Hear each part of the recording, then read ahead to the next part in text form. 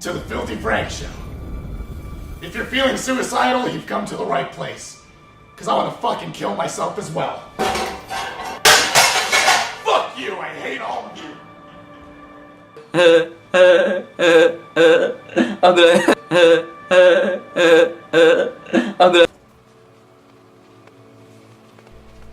Hi guys, Ep5 here. We're here for another episode of No Man's Sky Survival Mode, and we're just heading off to a iridium resource so that we can build a land vehicle, or rover, whatever you want to call them. We're just heading off, and it's a long journey, so we're gonna time lapse soon.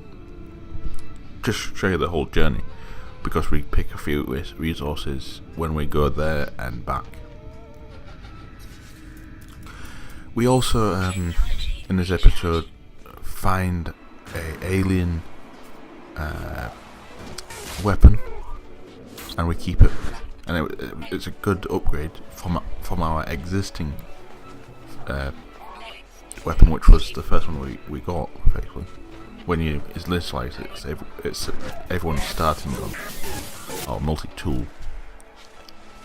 So it was a good upgrade. So we certainly did upgrade. The disadvantage of that, when you'll see later, is that some of the slots aren't accessible. You have to pay extra units for them to be unlocked, and they're in the colour red. You can use them slots. It's just that you have to use the units. But I was pleased when we, by chance, had been offered that actual alien technology multi-tool. And I heard it takes a long time to get one of them types of weapons, but it seems that we got it within a matter of days, which is some lot, because some people say that it takes weeks, probably even months, depending on how good the weapon is.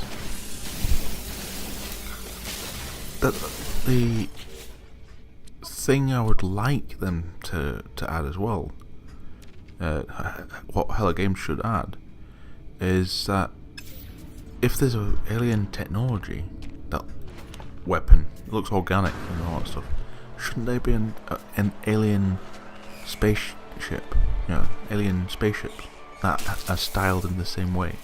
You'll get to see what the style is later on, but the styling should, if there's an alien technology for multi-tool, why not have an alien tech for spacecraft, or maybe even freighters? Maybe they're saving that for later, because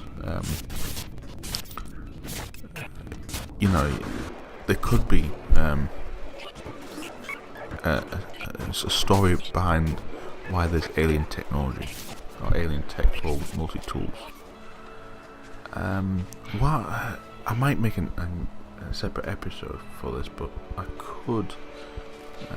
I'll make a series on what, or make a video on what they should add to No Man's Sky, in later updates. So I think there's a lot of things that we're missing. Of course, everyone expected the game to be, when at launch, be this game where it's going to have multiplayer, it's going to have factions, it's going to have this, and it's going to have that. And what we ended up was a bare bone game that the minimum that you can do was to build, to just explore. And here, as you see, we finally built one of the three main space land vehicles. This vehicle is good for just traversing onto terrain, and I heard that the hovercraft is good for all terrains, but it's especially I think when you're traversing water worlds. Some have, I think, found a way to get them underwater, I suppose. So it could actually be. They should add underwater vehicles as well. I think they should. Because if you're on the water world, most of your travelling is water, and there's not much land. There is, but there's a few types of water worlds where you got plenty of land but a little bit of water, but you got a lot of water and little islands, and of course that's a problem. But here we find an operation place as instructed by I think the scientist. But here again we decided to stop by and talk to this person, and this is where we do get our multi-tool from, our brand new spanking new multi-tool. And when we saw it, we just joy was in joy when we saw when we got this weapon or multi-tool. You see, that's what look at this style, and there should make a space craft style like that, or the alien version if they ever add alien tech spaceships. I've never seen such a thing. They've added classes, so they've did some improvements to the spacecraft, so that it is possible to add new spacecraft. I don't know. Since this is a procedurally generated world, they've technically blurred the lines on what is being created by them and what is generated.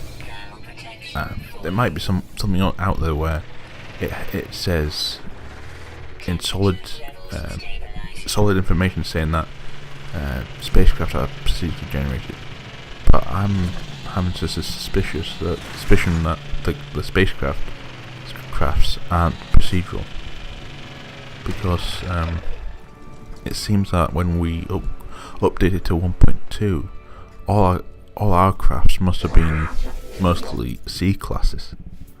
But I'm just going by my experience from playing this game previously, from transitioning from 1.1 to 1.2. That might be not correct, so it's my opinion on what I'm experiencing. But we know that the planet says procedural. We know that the animals are procedurally generated. We also know that galaxies are procedurally generated, because we know anything that's this big, it's because of been done by the computer as well. There are games that do a bit of both. They procedurally generate the whole galaxy, but at the same time add their own planets to certain places in the galaxy or solar system or whatever. And that's, for example, that's Elite Dangerous. That does a bit of both. It does a bit of three things. One, Frontier add space stations manually to a selected few stations. I think some of them have been generated in, but they do decide where the next station goes, so that has some validation that they do add their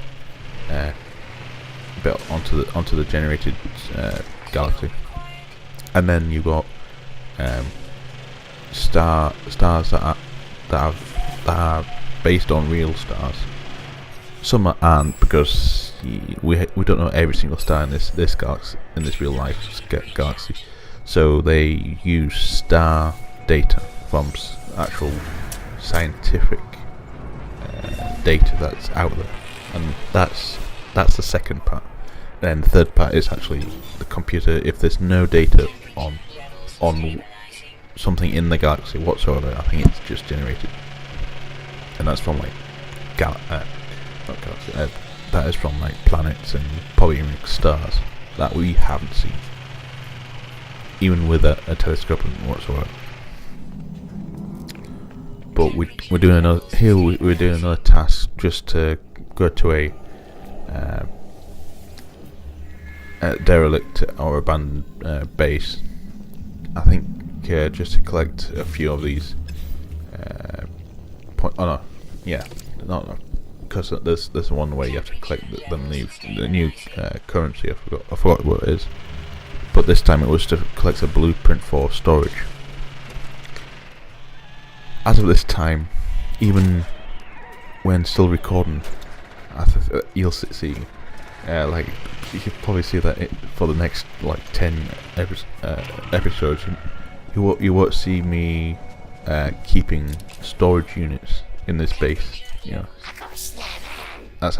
I'm more focused on getting resources and exploring and finishing off this Atlas path. But that's another thing. In this episode, we also go to another Atlas path, Atlas station, not path. Or we continue it. I think this is our second. But someone in the comments will correct me or whatsoever. If you're new, there's there's 4 episodes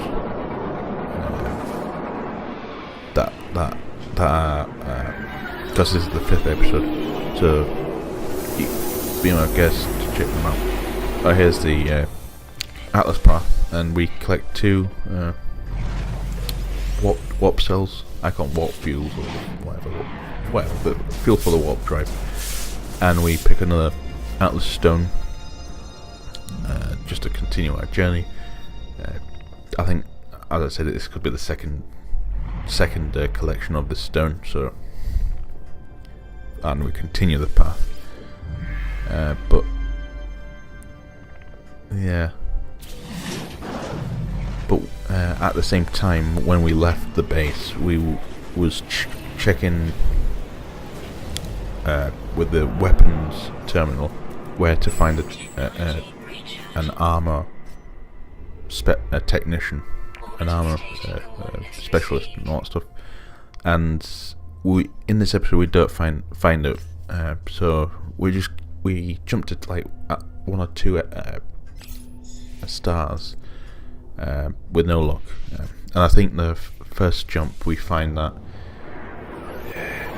there was no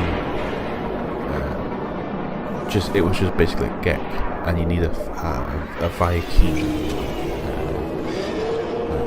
station system. Here we also find this episode's jam-packed with a lot of things we did, and this was a 57 minute video cut down to like 16 minutes. This is because most of it was just nothing, and basically me travelling here and there, getting something, blah blah blah, wasn't really worth showing, which is understandable. You don't want to watch something that's nothing. But when we talked to Paul, we got a Atlas Pass Pass 1, which that's good news, since we can now get access to them canisters that you see next to these green boxes that contain relics or really precious items that you can sell on. So we can get probably free jump cells or some. It's the stuff that you get is related. It's got to be either related.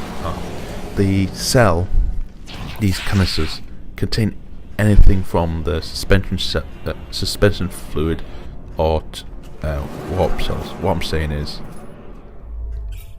they just contain, no matter what, something to do with warp cells. But as you see there, those full of Geks. So we go to the next system station, and with no luck, still the same. I think this was this time it was a Corvex station, so we had no luck. But since